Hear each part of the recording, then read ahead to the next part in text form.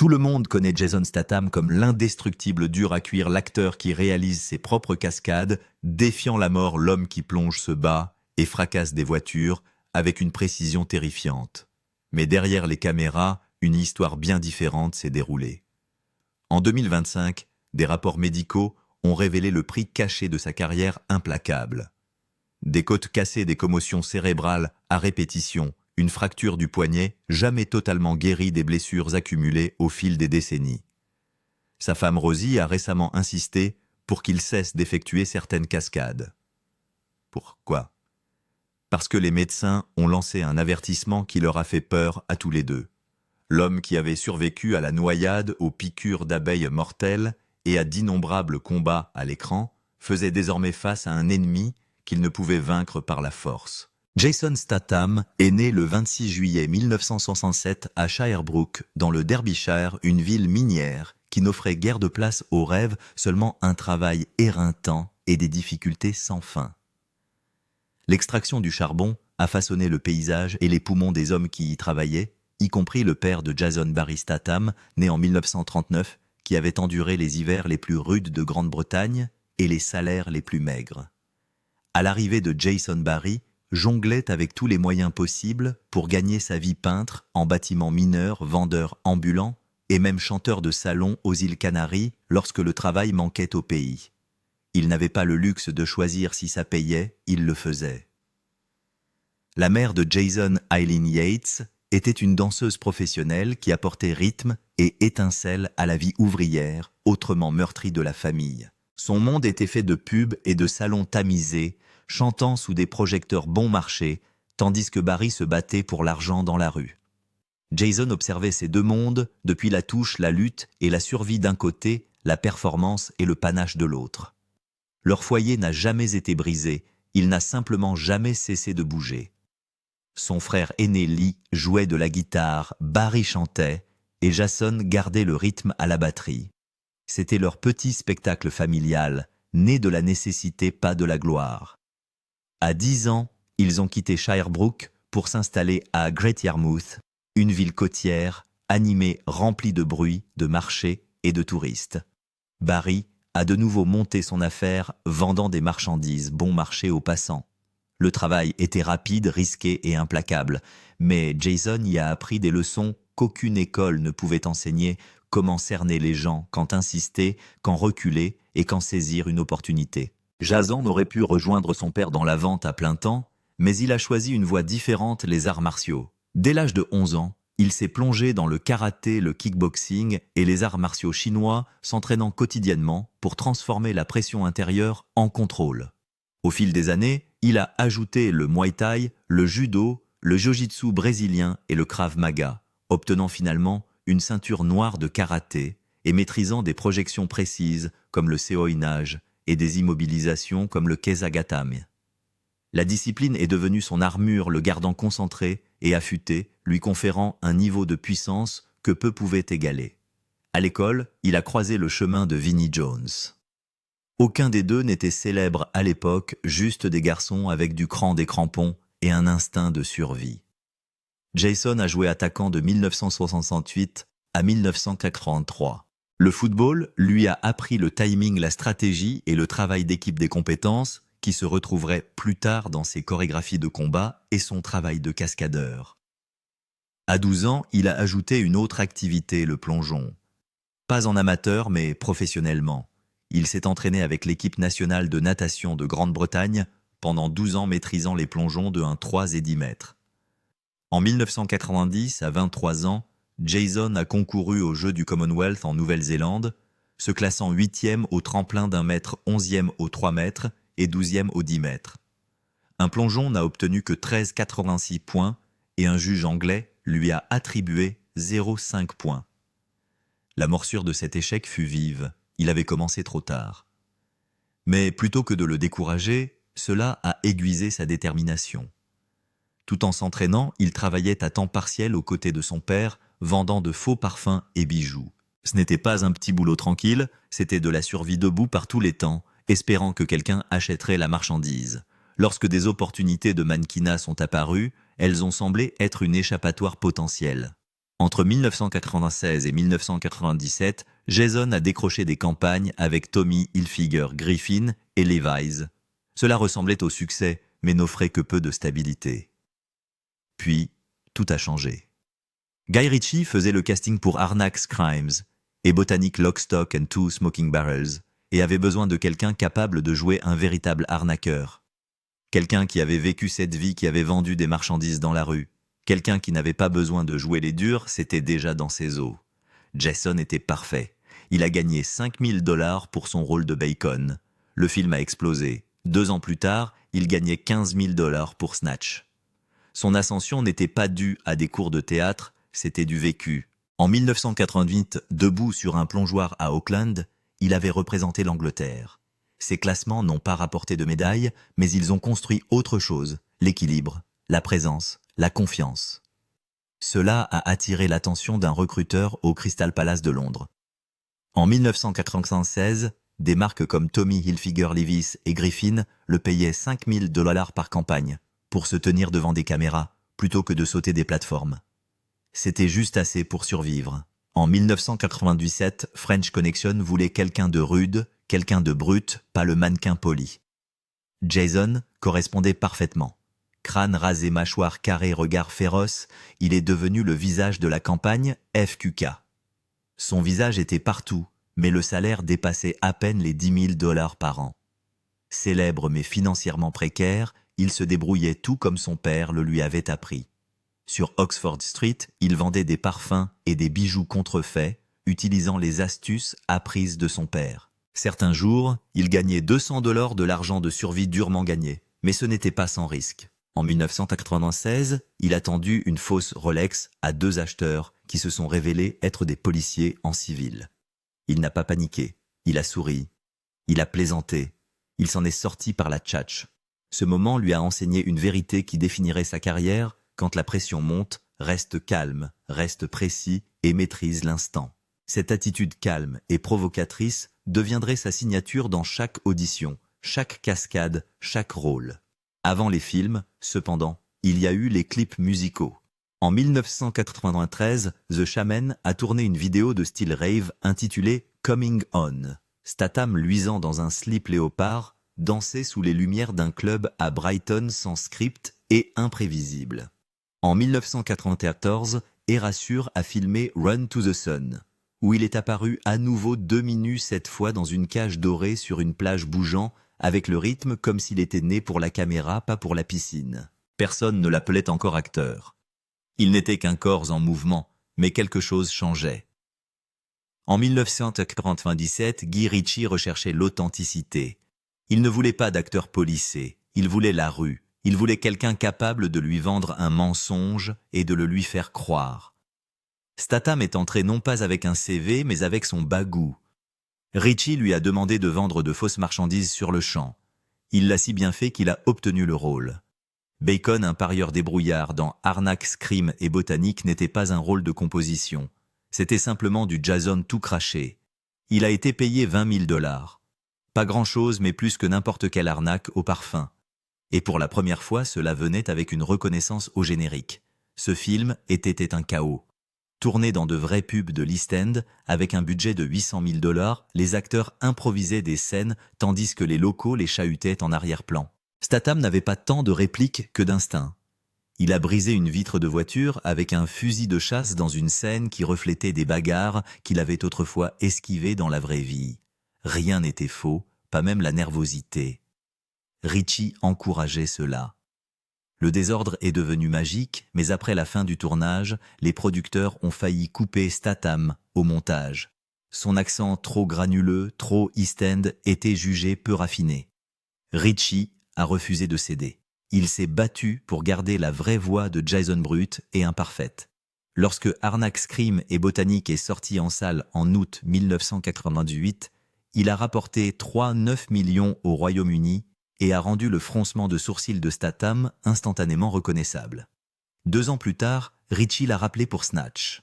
Cette fois, il n'était pas un personnage secondaire. Il jouait Turkish, le promoteur de boxe, se frayant un chemin à travers les guerres de gangs et un vol de diamants. Le budget a bondi à 10 millions $. Statham a eu plus de répliques, plus de cascades, plus de bleus. Il s'est cassé 2 côtes lors d'une scène de combat dans un vieux gymnase de Londres. Pas de doublure, pas de plainte. Le casting comprenait Brad Pitt et Benicio del Toro, et le chaos était réel. Ils ont tourné dans des ruelles et des bâtiments en ruine. Chaque plan semblait avoir été tiré de la boue. Le film a rapporté 83,6 millions de dollars dans le monde entier. Ce visage, celui qui fixait les clients depuis les stands de parfums au rabais, était désormais sur les affiches de cinéma du monde entier. Mais en coulisses, tout ne fonctionnait pas parfaitement.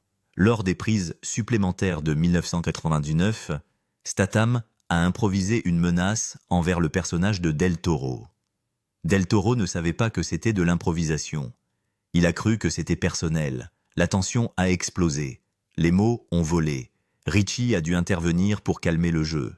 Cette bagarre n'a jamais atteint l'écran, mais l'intensité, elle y est parvenue. Leur scène crépitait, parce que quelque chose de non dit persistait entre les lignes. Plus tard, Statham a admis qu'il était presque allé trop loin, mais c'était la ligne sur laquelle il marchait toujours, vraie brute risquée. En 2002, Jason Statham est arrivé sur le plateau du Transporteur déterminé à prouver que les héros d'action n'avaient pas besoin de câbles d'images de synthèse ou de doublure. Une scène dans un dépôt de bus crasseux a tout changé. Pendant 15 prises brutales, il a repoussé des assaillants tout en étant trempé d'huile. Ce n'était pas pour le spectacle. Il a réalisé chaque mouvement lui-même, chaque coup de pied, chaque chute. Ses côtes étaient tellement meurtries à la fin que même respirer lui faisait mal. Il n'y avait pas de triche à la caméra. Le réalisateur Corey Yuen l'avait entraîné aux arts martiaux pendant 2 mois complets, avant même que les caméras ne tournent, et cette préparation a conduit à l'une des scènes les plus commentées du film. Le combat dans l'huile n'avait pas seulement l'air réel, il l'était. Ce niveau de risque n'était pas un cas unique. Les séquences de poursuite en voiture étaient encore plus intenses. Avec un budget de 20 millions de dollars et une vision de réalisme, Statham a signé un contrat interdisant les doublures pour la conduite. Alors quand vous le voyez faire marche arrière dans les rues étroites et bondées de Marseille à près de 130 km/h 80 miles par heure, c'est vraiment lui au volant. Pas d'écran vert, pas de piste contrôlée. L'équipe a dû filmer entre les heures de pointe locale juste pour éviter les catastrophes. Un mauvais virage, et cela se serait terminé dans la tôle froissée, et les sirènes, mais ce ne fut pas le cas. Le film a rapporté 43,5 millions de dollars dans le monde, et sa légende était née. 3 ans plus tard, le Transporteur 2 a encore monté les enchères. Statham a escaladé un immeuble de 10 étages à Miami avec rien d'autre que des ventouses. Pas de câble, pas de renfort. À mi-chemin, la prise a glissé. Il a chuté de 6,20 mètres. L'entorse à la cheville était si grave qu'il a été hospitalisé pendant 1 semaine. Ils ont fini la scène avec une doublure, mais les dégâts étaient déjà faits. Il a boité à travers des scènes qui exigeaient en vitesse et force, refusant d'abandonner. Le réalisateur Louis Leterrier a admis plus tard que la cascade n'aurait jamais dû être tentée sans sécurité, mais c'était la décision de Statham et cela a failli mettre fin à sa carrière. Puis vint le combat dans l'avion. Dans le point culminant du Transporteur 2, il a lutté contre les turbulences dans un jet simulé rempli de véritables systèmes hydrauliques de force G. C'était claustrophobe, chaotique et incroyablement difficile à chorégraphier, mais il y avait un autre type d'affrontement hors caméra.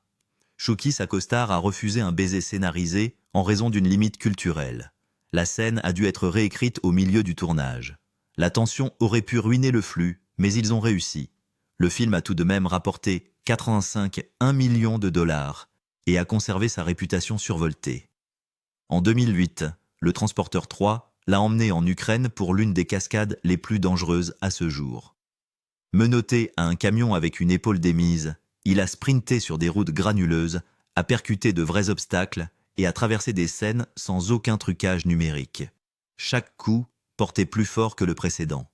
Les critiques ont fustigé la violence comme excessive, mais les fans ont adoré la crudité, et les chiffres l'ont prouvé. 108,5 millions de dollars dans le monde. La douleur faisait partie du processus. Son épaule n'a pas complètement guéri pendant des mois, mais il n'a jamais demandé de remplaçant. Il a juste continué. Cette même année, il a tourné Braquage à l'anglaise The Bank Job, un film de casse basé sur le vol de la Lloyds Bank de 1971. Pendant la production, l'équipe a découvert que les dossiers du MI5 liés au véritable vol n'avaient été déclassifiés que récemment. Les documents exposaient une dissimulation gouvernementale impliquant des photos volées d'un membre de la famille royale. Les enjeux ont changé. Le MI5 surveillait le plateau. Les producteurs ont engagé la sécurité. Et soudain, l'histoire était plus réelle que la fiction. Cela a secoué les gens, mais cela a aussi fait les gros titres. Statham ne jouait pas seulement un voleur. Il racontait une histoire que le gouvernement avait essayé d'enterrer.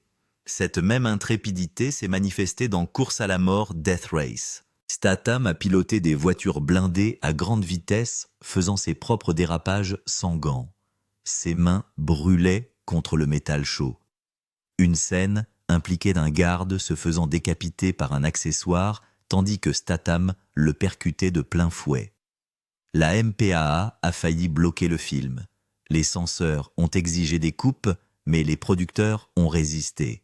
Le film est sorti avec sa scène la plus brutale intacte.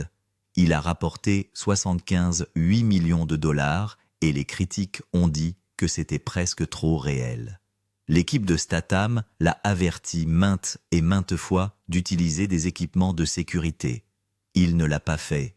Il le voulait brut, même si ça faisait mal. Puis vint la guerre. Jet Li et Jason Statham ont croisé le fer dans une séquence minutieusement répétée. Un faux pas et l'épée a largement entaillé le bras de Statham. Le sang a coulé, 12 points de suture. Il aurait dû arrêter.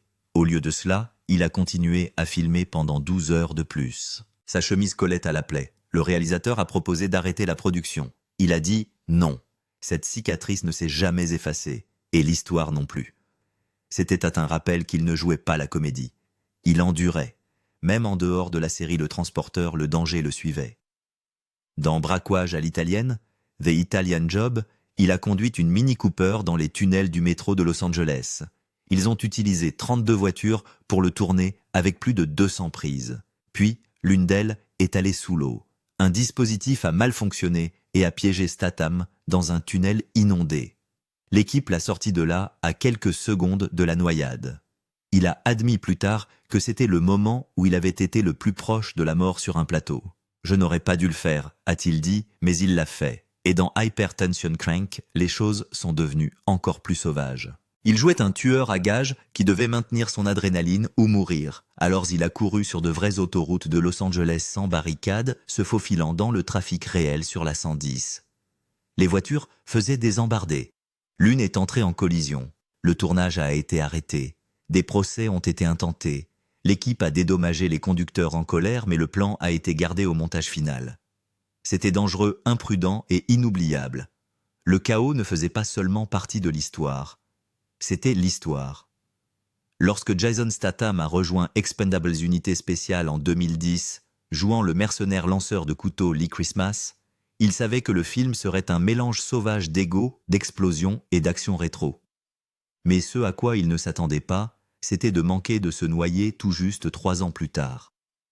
En 2013, lors du tournage d'Expendables 3 en Bulgarie, les freins du camion à plateau qu'il conduisait ont lâché.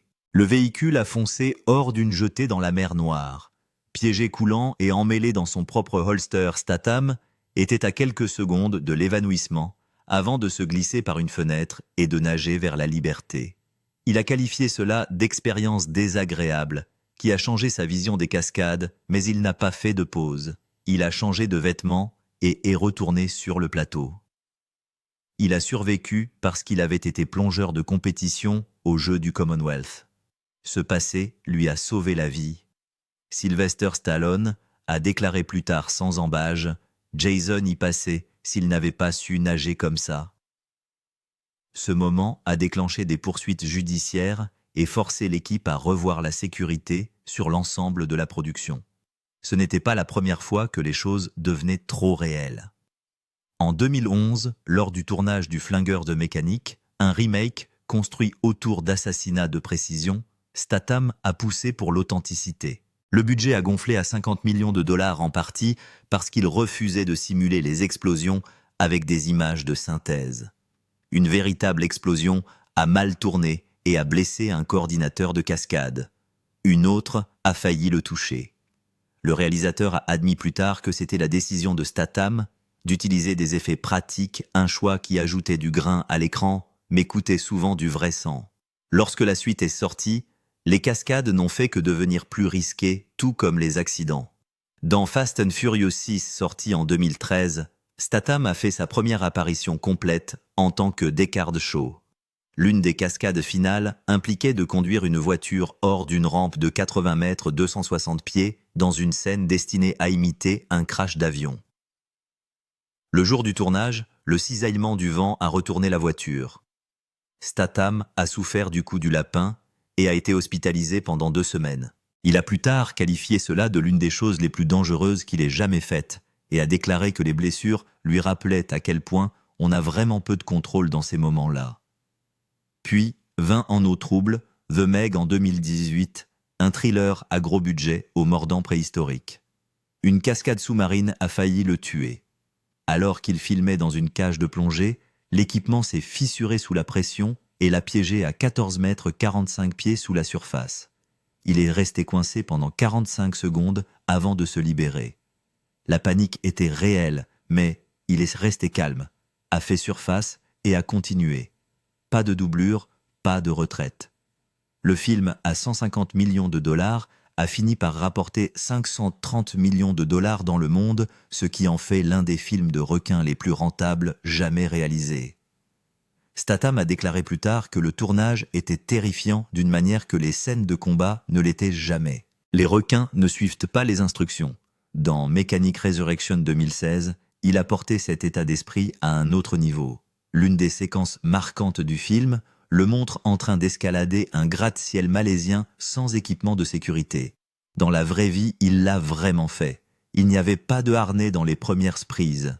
Il a glissé et tombé de 9 mètres 30 pieds et a atterri durement sur du béton. La commotion cérébrale a arrêté la production et forcé la réécriture de scène. Il a continué, mais il a plus tard admis discrètement que beaucoup de blessures comme celle-là étaient balayées d'un revers de main sur le plateau. Il a dit que les cascadeurs mettaient leur vie en jeu chaque jour et se faisaient à peine remarquer. Après la tragédie de The Crow, beaucoup ont supposé que la sécurité était plus stricte, mais sur les plateaux de Statham, le danger faisait toujours partie du contrat. Tous les dangers ne venaient pas des cascades. En 2015, pendant Spy, une comédie mordante destinée à parodier son personnage habituel de dur à cuire, les choses se sont tendues lorsque le réalisateur Paul Feig a changé le scénario sans avertissement. Statham a quitté le plateau pour la journée. Le clash a secoué la production de 65 millions de dollars. L'équipe a dit que c'était la seule fois qu'il voyait Statham perdre vraiment son sang-froid. Il est revenu et sa performance a fini par être l'une des plus louées du film, mélangeant timing pince sans rire et action brute, mais cela a aussi montré à quel point il était mal à l'aise à l'idée de briser le cadre. Cette même année, lors du tournage de Hobbs & Shaw au Samoa, il a percuté un nid de poule à une vitesse vertigineuse. Le texte original mentionne « 100 Maniston Pétrenne », probablement une erreur pour une vitesse élevée ou un lieu spécifique interprété ici comme un accident à haute vitesse sur une moto pour une scène de poursuite. La moto a heurté le trou, l'a projeté sur le trottoir et lui a cassé le poignet. Il ne s'est pas arrêté. Il n'a pas appelé de doublure. Il a guéri et est revenu finir la cascade. Les membres de l'équipe ont dit que son refus de simuler quoi que ce soit inspirait loyauté et inquiétude à parts égales. Dans les années 2010, il a commencé à faire face aux critiques pour avoir rejeté des rôles dramatiques. Il a refusé une audition pour The Dark Knight et a déclaré qu'il n'aimait pas jouer des personnages mous. Certains ont qualifié cela de courte vue, mais cela a fonctionné. Il a construit une marque à 20 millions de dollars par film, qui ne reposait pas sur des récompenses, juste des points, des cicatrices et des chiffres au box-office. Il a dit un jour « Je ne suis pas ici pour agir comme quelqu'un d'autre. Je suis ici pour montrer ce qui se passe quand quelqu'un riposte. » En 1997, avant toute la gloire, il a rencontré le mannequin Kelly Brook lors d'une séance photo. Ils ont commencé à sortir ensemble et sont restés ensemble pendant 7 ans. Il l'a demandé en mariage en 2004. Des semaines plus tard, elle a rompu après avoir été photographiée avec Billy Zane sur la Côte d'Azur. Statham était anéanti. Des amis ont dit qu'il se sentait humilié. Brooke a dit plus tard qu'ils auraient peut-être duré s'ils n'étaient pas sous les projecteurs. Il n'en a jamais parlé publiquement, sauf une fois où il a dit qu'il se sentait comme un cocu. C'est resté en lui. Puis vint le mannequin Sophie Dahl. Ils ont duré 6 mois en 2005. Elle a dit que ses routines d'entraînement et ses horaires de tournage le rendaient émotionnellement distant. En août 2006, ils ont mis fin à leur relation. Elle a dit plus tard que la passion était réelle, mais pas l'avenir. Il a rencontré Rosie Huntington-Whiteley en 2010. Ils se sont affichés rapidement, mais en 2011, après une dispute à la première de Transformers, ils se sont séparés. Ils se sont remis ensemble, mais la réconciliation a failli s'effondrer lors d'une poursuite à grande vitesse avec des paparazzi à Los Angeles. Rosie a dit que c'était le moment où ils ont réalisé que la célébrité pouvait littéralement être mortelle. Ils sont restés ensemble. En 2017, ils ont eu un fils, Jack Oscar. Rosie a accouché à la maison à LA. Statham tournait Meg 2 prévu plus tard, mais mentionné ici dans le contexte des années 2020 et a été absent pendant des mois. Rosie a admis que la distance a failli les briser. Ils ont commencé une thérapie. Cela a aidé. Elle a dit qu'ils ont appris à se protéger l'un l'autre des projecteurs et d'eux-mêmes. En 2022, ils ont acheté un manoir de 14 millions de dollars à Beverly Hills. En 2023, des drones survolaient leur jardin. L'un d'eux est passé à quelques centimètres d'une fenêtre. Rosie a dit que cela lui a fait exiger des limites pour les cascades. Statham a un jour jeté une chaussure sur un drone. Cela n'a pas aidé. Les invasions ont continué. En janvier 2024, The Beekeeper a ouvert discrètement et a explosé. Sur un budget de 40 millions de dollars, il a rapporté 162 millions. Statham jouait un assassin à la retraite chassant des escrocs. Il était allergique aux abeilles, mais a fait chaque scène lui-même. Il gardait des épipènes sur lui et a souffert de légères réactions sur le plateau. Il n'a jamais utilisé de doublure. Il a dit que l'apiculture était plus effrayante que tout ce qu'il avait fait auparavant. Une suite a reçu le feu vert avant la fin de l'année. En 2025, il a joué dans A Working Man, réalisé par David Ayer. Il a dominé les classements MGM+. En coulisses, Statham a encadré 12 jeunes cascadeurs, leur a enseigné les protocoles de sécurité et a insisté pour avoir du personnel médical sur le plateau. Il avait été hospitalisé pendant 3 jours lors d'un projet distinct en 2023 et ne voulait pas que quelqu'un d'autre subisse cela. Les studios ont commencé à suivre son exemple. En 2025, ses films avaient rapporté plus de 8,5 milliards de dollars dans le monde. En eau trouble a rapporté 530 millions. Hobbs & Shaw a fait 760 millions. La franchise Expendable a franchi 1,2 milliard, mais son plus grand regret n'était pas financier.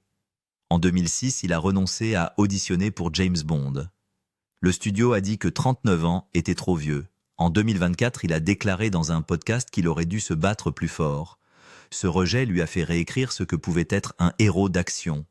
En 2020, il a fait don d'1 million de dollars au programme de plongée britannique. Il a dit que le plongeon l'avait gardé hors de la rue et lui avait donné un but à l'adolescence. En 2022, plus de 200 bourses avaient été financées. En 2025, des rumeurs de décès hoax prétendaient qu'il s'était noyé lors d'une inondation au Texas et qu'il était mort dans un accident de voiture. Tout était faux. Il était en Italie publiant des photos de vacances pendant que les gros titres diffusaient sa nécrologie. C'est devenu une blague, mais aussi un rappel que les gens regardent toujours même quand ils ne le devraient pas. En 2025, il a terminé le tournage de Levon's Trade, écrit par Sylvester Stallone, et basé sur le roman de Chuck Dixon. Il sort le 17 janvier 2025. Statham incarne Levon Cade, un ancien des forces spéciales calme entraîné de nouveau dans la violence. C'est plus sombre, moins tape à l'œil, plus personnel. C'est destiné à changer à nouveau son image. Pas de fausses rumeurs de mort, pas d'affrontement torse nu, juste un homme qui est toujours debout après chaque coup.